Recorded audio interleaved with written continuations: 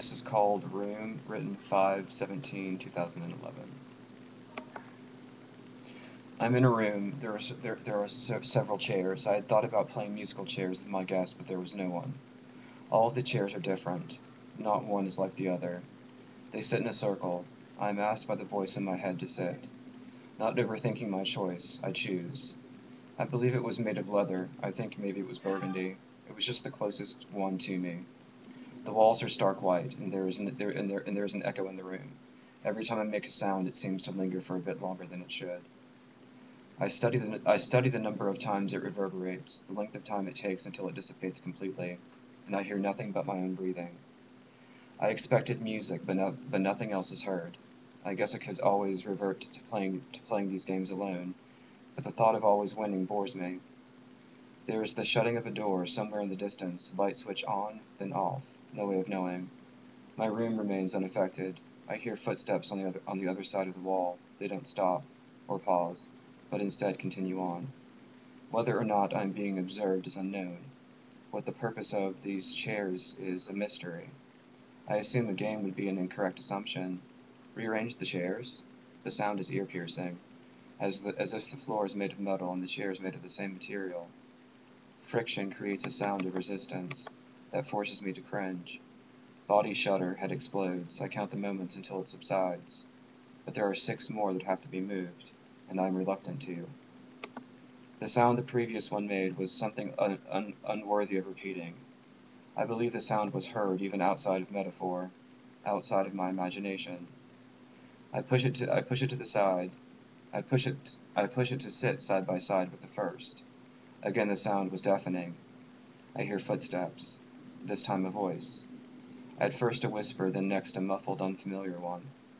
Seemed to have been giving instructions, perhaps even directions. Perceiving this voice to be unthreatening, I proceed.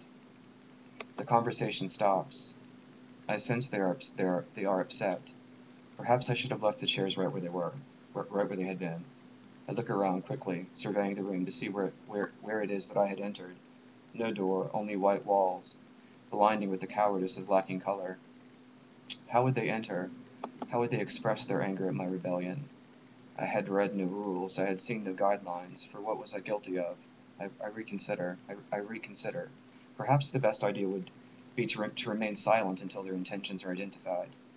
They listen in silence for a few moments, moments more, and then nothing. The sound of footsteps getting faint in the distance, the opening of a door, slamming shut, light switch flicks, on, then off. My room again unaffected. I pat the walls, smoothing my hands over the surface, trying to find texture, crevice, opening, attempting to feel any slight imperfection of pointing to the entrance. The wall is cool and unblemished, perhaps freshly painted, drying only hours ago. I slide my hands over it again and again, seldom finding a corner. Harder yet to find an opening. How do I escape? And furthermore, do I even want to? The voices echoing in the hallway return. Multiple footsteps, only one voice. Gender? Unidentified. Just muffled dialogue. I strain my ears to hear. Is there a difference in the sounds of their footsteps, like high heels versus penny loafers? None. Uniform. Exactly the same. Are they experimenting? If so, on whom? Am I to be their next subject? Who are the rest of these chairs meant for? It's been hours, and yet I'm still alone. Will I have a say in my own eventuality? Have I been kidnapped? Has my imagination been held hostage? Someone enters, lights so bright I have to close my eyes. I hear the sound of someone sitting in the closing of a door. I look up, and then I hear the sound of music.